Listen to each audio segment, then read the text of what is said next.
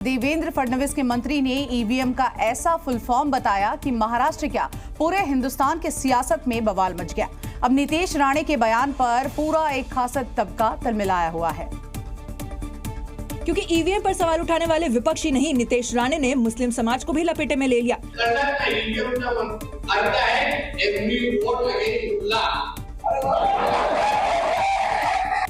नीतीश राणे यही नहीं रुके, उन्होंने कहा हिंदुओं के अलावा किसी और के वोट की जरूरत ही नहीं। इस दौरान नीतीश राणे ने दावा किया कि वे सिर्फ हिंदुओं के वोट के दम पर चुनाव जीते हैं।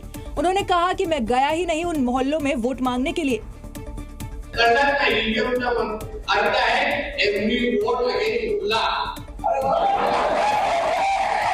राणे के इस बयान के बाद खूब सियासी बवाल मचा है। विपक्ष उनके इस बयान के बहाने फिर ईवीएम पर सवाल उठा रहा है, तो सत्ता पक्ष राणे के बयान पर कुछ भी बोलने से बचता नजर आ रहा है। यूपी पुलिस ने सीएम योगी और हिंदुओं पर सोशल मीडिया पर विवादित कमेंट करने वाले का ऐसा भूत उतारा कि जब आरोपी लॉकअप से निकला तो हाथ जोड़कर माफी मांगता हुआ नजर आया। कभी भी कोई पोस्ट नहीं करूंगा, कभी भी किसी गलती हो गई साहब माफ कर दो, सबका सम्मान करूंगा साहब। अब गलती हो गई मेरी, माफ कर दो मुझे। माफ कर दो, गलती हो गई, लेकिन कौन सी गलती सुनकर कोई भी गुस्से से भर उठेगा। ये वही फैजान है जो सोशल मीडिया पर हिंदू बेटियों के लिए अश्लील टिप्पणियां करता था, जिसने योगी पर वो विवादित शब्द लिखे कि हिंदू धर्मगुरुओं का खून खौल उठा। में बहुत ही अभद्र भाषा का प्रयोग किया गया है और जो मंदिर आदि ढूंढे जा रहे हैं तो उसके संबंध में उसने लिखा योगी आदित्यनाथ जी के लिए उसने बहुत अभद्र भाषा का प्रयोग किया। यानी जैसे ही हिंदुओं संगठनों को फैजान का कारनामा पता चला, फौरन खबर पुलिस को दी गई, जिसके बाद क्या हुआ वो खुद देख लीजिए। कभी भी कोई पोस्ट नहीं करूंगा, कभी भी किसी गलती हो गई साहब माफ कर दो, सबका सम्मान करूंगा साहब। अब गलती हो गई मेरी, माफ कर दो मुझे साहब, गलती हो गई साहब, माफ कर दो मुझे। यानी कल तक जो सोशल मीडिया पर वाहियात बातें लिख रहा था, अब हाथ जोड़कर माफी मांग रहा है, कह रहा है साहब माफ कर दो, गलती हो गई। उत्तर प्रदेश की चिंदौसी में 150 साल पुरानी ऐतिहासिक बावड़ी पर अवैध कब्जा अब मिट्टी में मिल रहा है। प्रशासन की तरफ से जो अल्टीमेटम दिया गया था वो पूरा हो चुका है।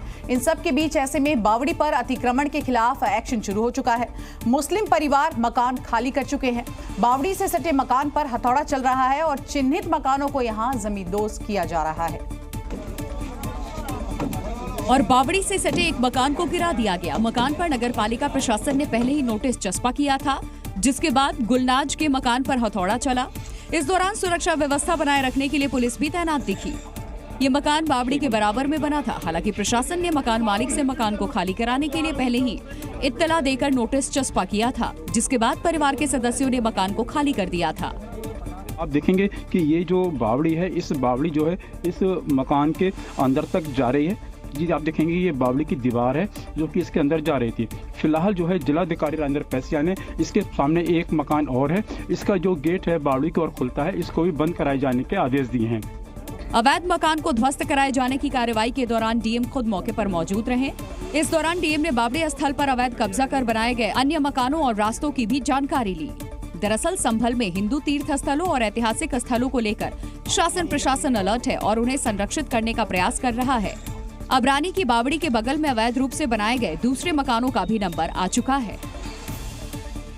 जम्मू कश्मीर से इस वक्त की बड़ी खबर आ रही है, जहां पर बारामूला में सुरक्षा बलों को एक बड़ी कामयाबी मिली है। बारामूला से 3 आतंकियों की गिरफ्तारी की गई है। आतंकियों के कब्जे से भारी मात्रा में यहां हथियार बरामद किए गए हैं। इन तस्वीरों को आप देखिए।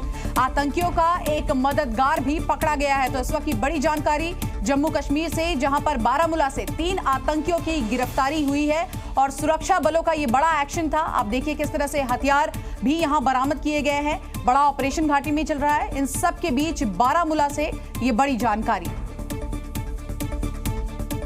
अगली खबर पंजाब से, जहां पर आप विधायक गुरप्रीत गोगी की मौत की मिस्ट्री अब उलझ चुकी है। फिलहाल ये तो क्लियर है कि मौत गोली लगने से हुई, लेकिन गोली कैसे चली ये अभी तक पता नहीं चल पाया है। बताया ये जा रहा है कि विधायक गोगी अपने कमरे में खाना खा रहे थे। इसी दौरान गोली चलने की आवाज आई, जिसके बाद उन्हें तुरंत गंभीर हालत में अस्पताल में दाखिल करवाया गया, लेकिन लाख कोशिशों के बावजूद उन्हें बचाया नहीं जा सका। जानकारी के मुताबिक उनकी मौत खुद की पिस्टल से गोली चलने से हुई। लाइसेंसी पिस्टल साफ करने के दौरान हादसा हुआ। विधायक गोगी के सिर से गोली आर पार हो गई, जिसके बाद इलाज के दौरान अस्पताल में डॉक्टर ने उन्हें मृत घोषित कर दिया। गुरप्रीत गोगी लुधियाना पश्चिम से आम आदमी पार्टी के विधायक थे। टीएमसी इन्होंने लेके आए हैं तो उन्होंने दसिया ब्रॉड डेड है तो उन्होंने बॉडी मॉर्चरी च रखाई है। डॉक्टर को पोस्टमार्टम भी कराना, कॉज ऑफ डेथ भी क्लियर करना तो होर सारी गल्लां एग्जामिन करनी। विधायक गुरप्रीत को उनके समर्थक गोगी नाम से पुकारते थे। साल 2022 के विधानसभा चुनाव में उन्होंने लुधियाना पश्चिम विधानसभा क्षेत्र से चुनाव जीता था और विवादों से उनका दूर दूर तक नाता नहीं था। ऐसे में उनकी मौत कैसे हुई, गोली कैसे चली, अब इसकी जांच पुलिस कर रही है। और देखिए, जहां नोट से काम चल जाए वहां कागज कौन देखता है। यूपी के सहारनपुर में बिना दस्तावेज जांचे कब्रिस्तान की जमीन पर 17 पीएम आवास बना डाले गए, जबकि इसी जमीन पर अवैध कब्जे के आरोप में पूर्व पालिका चेयरमैन पर डीएम ने एफआईआर कराई थी और अब अफसरों ने उसी कब्रिस्तान की जमीन पर एक तरह से खुद अतिक्रमण करा दिया।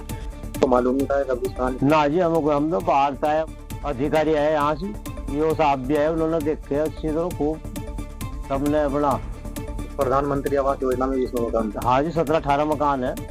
मामला सहारनपुर के रामपुर मनिहारन नगर पंचायत का है, जहां करप्शन के चलते अफसरों ने वो गुल खिलाया जिसे जानकर डीएम के पैरों तले जमीन खिसक गई। आरोप है कि कब्रिस्तान की जमीन पर नगर पालिका और डूडा की मिलीभगत से 17 पीएम आवास बना दिए गए।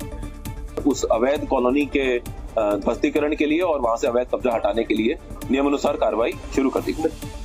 इस खेल का खुलासा होते ही डीएम ने जांच के आदेश दिए, लेकिन सवाल ये भी खड़े हो गए कि पीएम आवास की मंजूरी देते हुए अफसरों ने कागज क्यों नहीं जांचे। क्या इस खेल के पीछे करप्शन जिम्मेदार है? उत्तर प्रदेश के कन्नौज रेलवे स्टेशन पर बड़ा हादसा हो गया, जहां पर निर्माणाधीन लेंटर भर-भरा कर गिर गया। इस दौरान वहां काम कर रहे कई मजदूर मलबे में दब गए।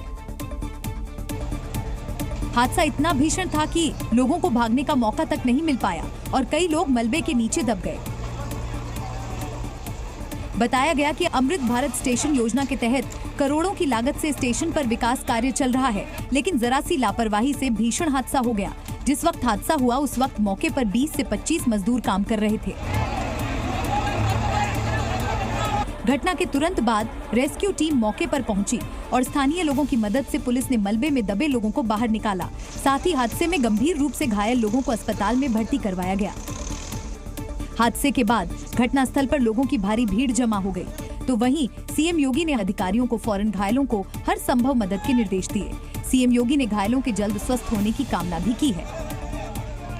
और देखिए, मध्य प्रदेश की पुलिस भी अब उत्तर प्रदेश के सीएम योगी की पुलिस की राह पर नजर आ रही है। यहां भी पुलिस ने एंटी रोमियो स्क्वाड की तर्ज पर सुनसान इलाकों में घूम रहे प्रेमी जोड़ों पर शिकंजा कसना शुरू कर दिया है, जिसकी तस्वीरें भी सामने आई। दमोह के सर्किट हाउस के पहाड़ी इलाकों में घूम रहे प्रेमी जोड़ों को पुलिस ने पकड़ लिया और ऑन द स्पॉट सजा सुनाते हुए उन्हें उठक बैठक करने की सजा सुनाई।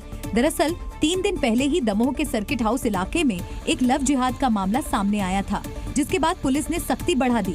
इस दौरान वहां पकड़े गए प्रेमी जोड़े से पुलिस ने उठक बैठक लगवाने के बाद उन्हें इन इलाकों में न घूमने की हिदायत देकर छोड़ दिया। जो बच्चे घूमने आते हैं सर्किट हाउस या दूसरी जगह में, उनको हम लोग समझाए कि छोड़ रहे, कभी काउंसलिंग भी की जाती है। प्रदेश में मजनुओं पर लगाम लगाने के लिए निर्भया मोबाइल ऐप का इस्तेमाल किया जा रहा है। पकड़े गए मजनुओं को कान पकड़कर उठक बैठक भी करवाई जा रही है। साथ ही जरूरत पड़ने पर उनकी काउंसलिंग भी कराई जा रही है। जी न्यूज़।